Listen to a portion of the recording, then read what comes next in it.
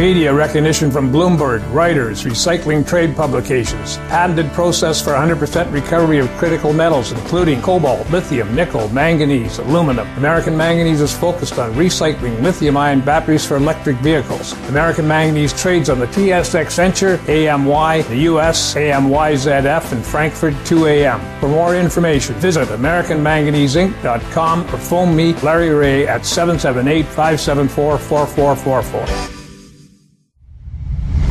You're listening to HowStreet.com radio, available online at TalkDigitalNetwork.com. Welcome to HowStreet.com radio, the online source for market opinions. Here is Jim Goddard. My guest is Chris Sims, VC Director of the Canadian Taxpayers Federation. Her website, taxpayer.com. Welcome back to the show, Chris. Thank you so much. The BC government calling an election, the second provincial government to call an election during the COVID crisis. Was it necessary? Great question. So if I want to be as apolitical as I can be, the Premier says that he wants a new mandate because he's in uncharted waters. He's in the middle of a pandemic. They've spent themselves into a $13 or $14 billion deficit because of the economic crisis. They had previously had a balanced operating budget here in the province. So he says he needs a new mandate and he needs to go to the people. However, when I talk to average people, so much so that somebody even brought it up in the grocery store lineup the other day, which is really weird. People almost never talk in the grocery store lineup nowadays. People seem pretty ticked off. They're really struggling to make ends meet. A lot of people have lost their jobs, and they're worried, and they're being constantly bombarded with frightening things online and in the media. And so it seems like one of those things where, you know what, you guys go take a powder. I don't want to have to deal with you guys right now. But government is how we function, including in how we hand out aid or reduce taxes or hike taxes, all those things. So flip a coin if you think that it was necessary. Voters will ultimately decide. If they're mad about this, they will vote accordingly. They will say, how dare you, and they'll vote accordingly. So we'll have to see. Because people are worried about lining up and being in confined spaces, mail-in ballots, they're expecting maybe a million mail-in ballots when normally they only deal with a few thousand. I asked for a mail-in ballot. It's blank. It's just, you have to put in the name of the candidate, and parties still haven't said who's running where and how. And you have to put down the candidate and the candidate's party. Wow. If there is one. The instructions are rather vague yet complicated. And what if I put the party name first? And they're saying, well, if you want, one of the major party leaders, you don't vote for them, but people will be confused. And Chris, you have a unique perspective because you've been at the receiving end of those ballots. How does that work, a scrutineer? Yes. So great question. It's something that came down through my family. I will say my late grandmother proudly was a scrutineer at every level of election, municipal, provincial, and federal for pretty much all of her twilight years. Bless her. She's gone now. And I was always fascinated by her saying, oh, it's election night, and she took it very seriously. And so what you do is you stand there as the Elections BC worker they've basically dumped the ballot box out on a big flat table. And then you stand there with a few other people, usually a representative from each party, and, literally hands behind your back, you just look, and you watch them count the ballots. And they will throw ones out that are spoiled ballots. And I gotta say, even in the most basic ballots, your regular, pre-printed, federal election ballot, the number of ballots that were mixed up, because if they put the X in the wrong place, they would circle the person's name. They would put a big check mark at the beginning of the sentence instead of just the X in the box, where you could tell the person wasn't purposefully trying to spoil it. If somebody purposely spoils a ballot, it's obvious usually. There's a big X through the entire thing. They write in a name Mickey Mouse. They do something like that. So that's spoiling your ballot. These are just errors. And then you have to have a long conversation about whether or not it counts. And depends on which party the person's representing, or it could be no party. They're going to make a strong argument for it. So boy, if they're actually sending out blank mail-in ballots, I'd be really curious to see after the smoke clears how many were discarded because they weren't filled out properly. This could get complicated. Yeah, how many spoiled ballots? Well, it could be a record. It could be. If you have to actually write out a person's name, and what if they don't spell it right? And the party? Oh my God, I never even thought about that. If Right? you got a name like Wisniewski Right? and the Z is silent, And they completely butcher it, and they write it out as it sounds. Yeah, this could be a record amount of spoiled ballots. Maybe BC Elections is trying to compensate for that. Maybe they're going to have more staff on hand to be able to scrutineer faster. But yeah, that'll be complicated. I had no idea they were mailing out blank ballots. yeah, because they haven't been printed yet, and they knew, with so many people asking for them, if they didn't send out at least the basic material, they probably wouldn't be able to get it to you by election Wow. day. Also, I found out they count the mail-ins 2 weeks later to make sure you haven't voted twice. Yes. So, Yes. so you eliminate the possibility of fraud. And in Canada, I haven't heard much about fraudulent elections ever. No. And so much so that it's kind of a point of pride for some Canadians. I have a very close friend of mine who actually goes overseas whenever he can. He'll take a leave of absence from work, and then he works with a volunteer organization that helps scrutineer other countries' elections. And apparently they ask for Canadians all the time. And Yes, so they that's do. kind of cool. Yeah, I was just going to say, apparently in the U.S., they don't have official scrutineers because every state's different. Some do, some don't. And in some places, you can't even run for office unless a committee of Democrats and Republicans approves you. So already, the fix is in before the process even starts. In Canada, I think if you're running as an independent, I don't have to get, that person doesn't have to get permission from the Liberals, the No. NDP, the Greens, the Christian Heritage Party, The marijuana party, the Rhino party. Yeah.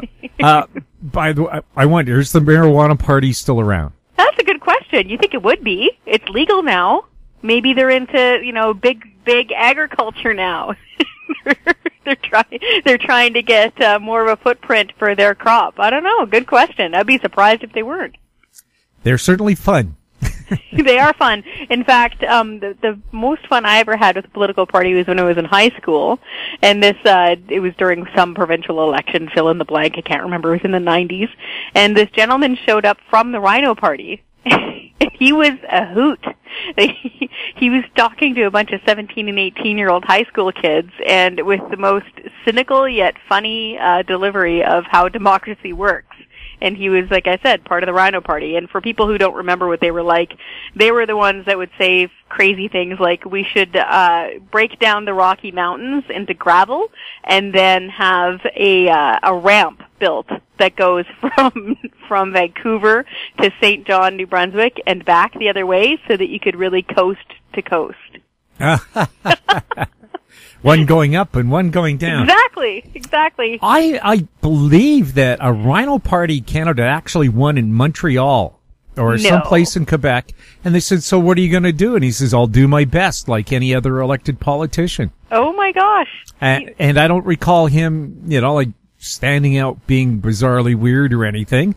They didn't expect to get elected, but maybe considering in Montreal, how many mayors have they gone through? 3 or 4 in a row that were convicted of corruption? Yeah, there's not a great track record. So there. maybe the Rhino guy was the right choice. It's one of those things, I've seen it even federally, where somebody is the quote-unquote paper candidate, and they get elected.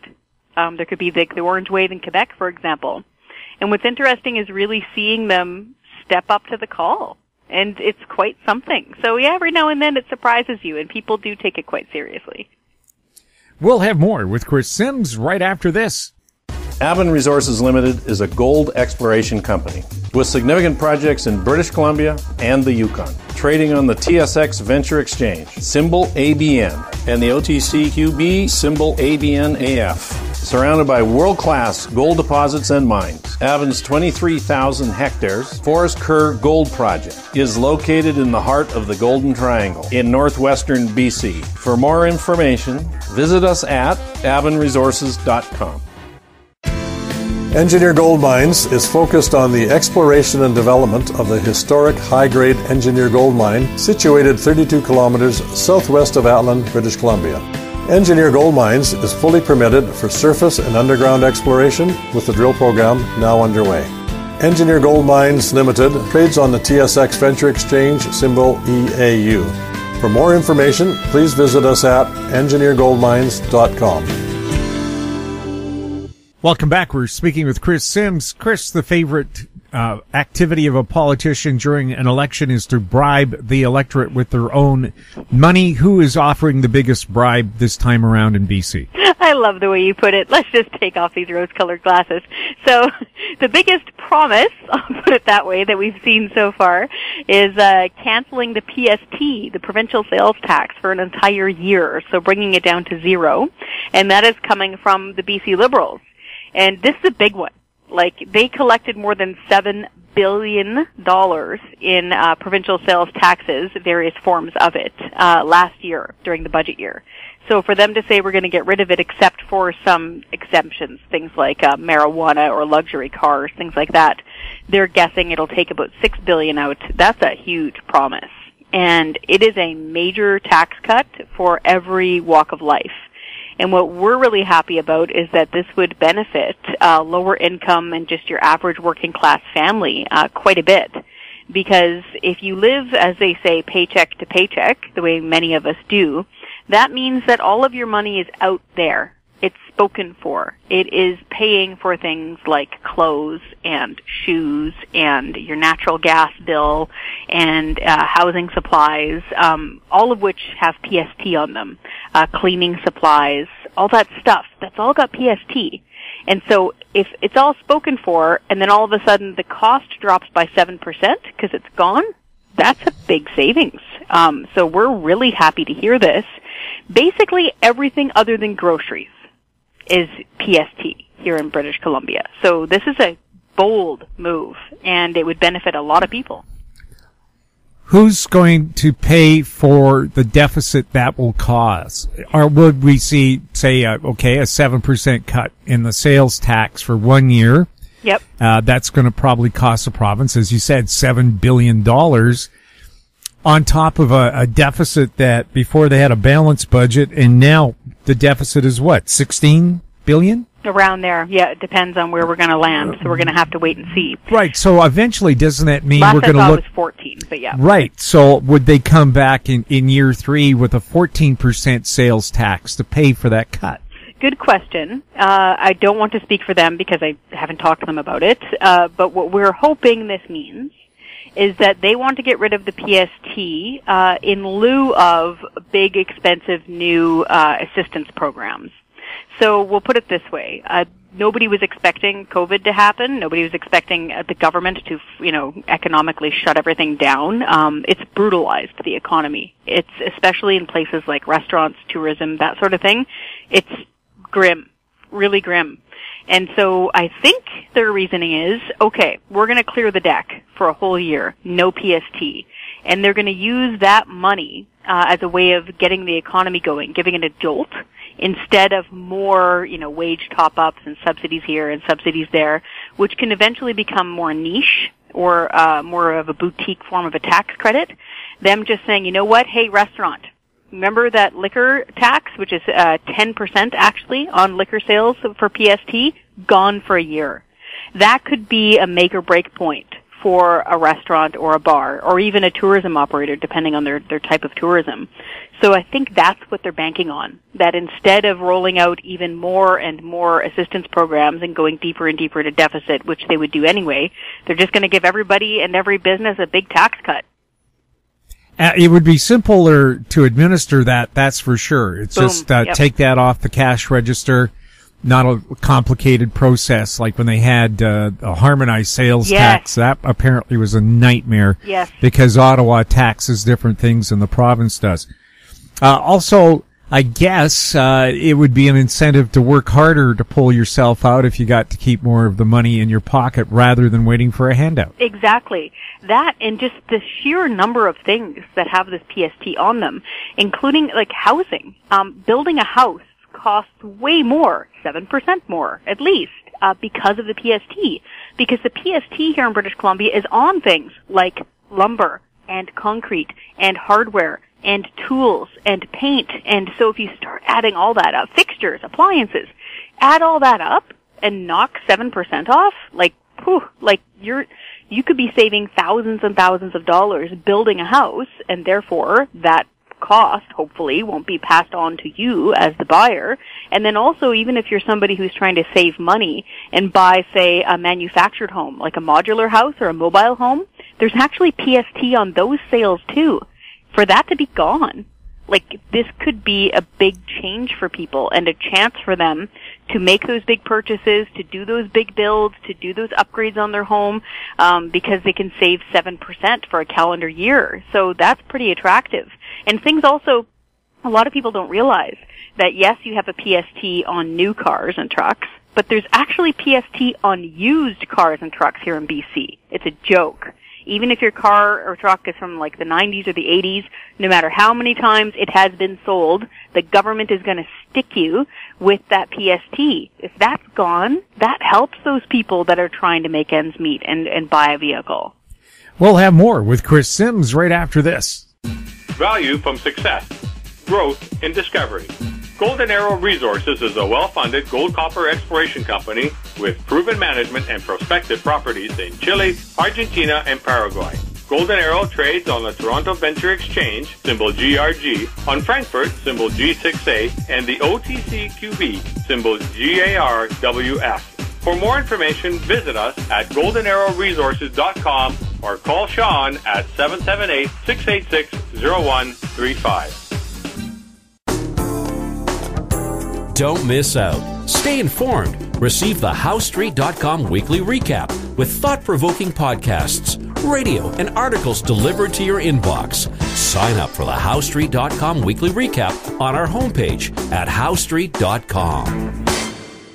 Welcome back. We're speaking with Chris Sims. Premier John Horgan from the NDP says if the Liberals get into power and cut the sales tax for a year and then have it for the next year, he wonders what kind of services would they cut that help make up for that particular tax break? That's a good question, and it's something the BC Liberals are going to have to answer. I think I've heard them say that they wouldn't cut healthcare and education, which are two by far of the biggest expenses.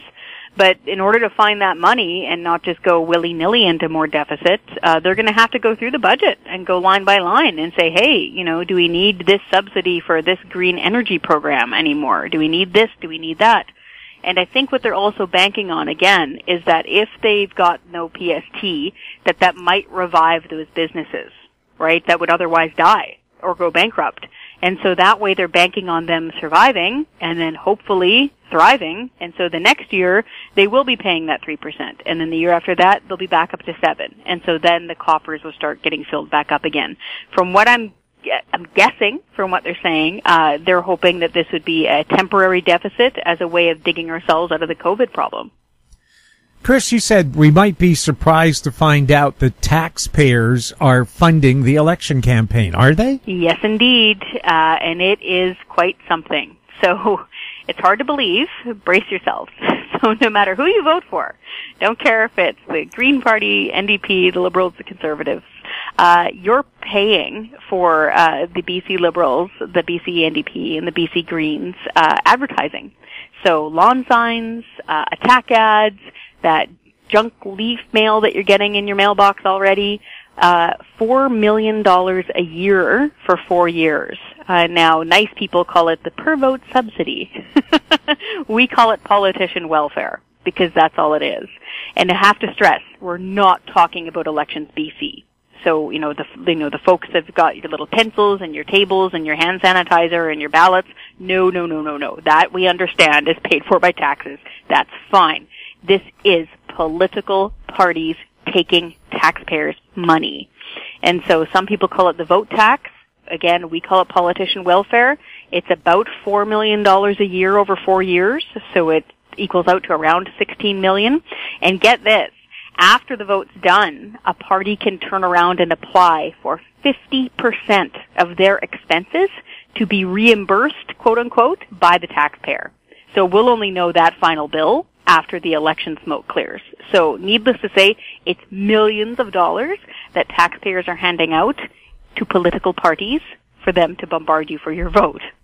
Wasn't this to keep well-funded special interest groups from dominating an election campaign? That's the argument, is that let's get big corporations and big unions out of it, which is fine if you want to do that. But they did that at the federal level, and they got rid of the per vote subsidy. So some people might remember that big crisis that happened when the NDP and the Bloc Québécois and the Liberals teamed up and were really mad at Prime Minister Stephen Harper at the time, and then he prorogued. It was this big fight. There's that famous picture of the late Jack Layton, Stéphane Dion, and Gilles Duceppe all sitting together. A big reason for that fight, there's many reasons, but a big part of it was the per vote subsidy, because Prime Minister Harper at the time said, you know what? Raise your own money. You're not getting a per vote subsidy for a political party anymore. And that was such a big kerfuffle that that's how mad they got. And, you know, we agree. If you believe in what your party is saying, again, don't care if it's a spaghetti monster party. If you truly believe it, go raise money. Go door knock. Start a GoFundMe campaign. Hold a talent show and get donations. Like, don't care. Raise however much you want as a political party because your ideas are awesome and people will donate to you. But do not take it from taxpayers. Chris, overall, your feeling about the BC election, people maybe, you know, are not happy. I'm not personally I don't think anybody's happy about, right now, frankly. but there's so many reasons not to be happy. But you have to do your civic duty and get out there and vote. This is what I would fundamentally appeal to everybody to do. Again, no matter where you land ideologically speaking, this is so important. These people, when they are elected, have so much power to change the course of your life, whether it is how many taxes you have to pay, what kind of job opportunities may or may not be available to you, what perhaps might be happening with the housing market, depends on where you land on that. Just so, price of gas, like every price of insurance, whether or not you can open it up to competition, it is so important. And so I encourage every single person, you know, take that time, do a bit of reading on your local candidates, and please vote. Vote, vote, vote. You have to vote, because that way you've at least done your part and you're involved as a responsible person in civics, and it's important. And that way, also, because you've done that bit of research and because you've voted, you will feel better about it afterwards, so that even if the candidate you voted for doesn't get in, you will feel like you have more power to pick up the phone in the future and to phone the MLA to say, hey, you know, this happened, or I want to see this change, or I want to see that change, because you're participating. You're not a bystander, you're a participant. And so I just appeal to everybody to please get involved and please do vote. Do you believe in Australia's system where voting is mandatory, and if you don't vote, I don't know what it is, a $45 fine, $200 fine? It's not that big, but they make it clear. I guess we're tired of people bitching about the government, but if you didn't participate in the process, really, you had your chance to have your say, so shut up. Good question. Depends. I'm sure different directors of the Canadian Taxpayers Federation might feel differently. I usually fall on the side of less government. So no. If you're going to try to force somebody to vote and fine them otherwise, how much of an informed decision are they actually making? Are they literally just walking in and picking eeny, meeny, miny, mo? Is that great for democracy? Probably not a good argument. And so while I would, like I just did, heartily encourage, to the point of begging people to please go vote. Like I have literally given people rides to the polling stations. I have begged people to vote. I've door knocked for people to vote. But I personally wouldn't want to compel them through the state to vote. Chris, thank you so much for chatting with us. Thank you for caring so much about BC. My guest has been Chris Sims, BC Director of the Canadian Taxpayers Federation. Chris, if people have questions for you or comments, where can they send them? Oh, we would love questions and comments. And there's also ways of getting in touch with your local representatives there, how to write a good, firm letter, how to make a nice, polite phone call, all those good things. You can go to our website at taxpayer.com. If you have any questions for Chris, you can also send them to info@howstreet.com, our YouTube channel, Talk Digital Network. Find us on Twitter at Talk Digital Net. We're also on Facebook. I'm Jim Goddard. Thank you for listening. Comments made on HowStreet.com radio are an expression of opinion only and should not be construed in any matter whatsoever as recommendations to buy or sell any financial instrument at any time. Available online at TalkDigitalNetwork.com. HowStreet.com radio is a production of HowStreet Media Incorporated.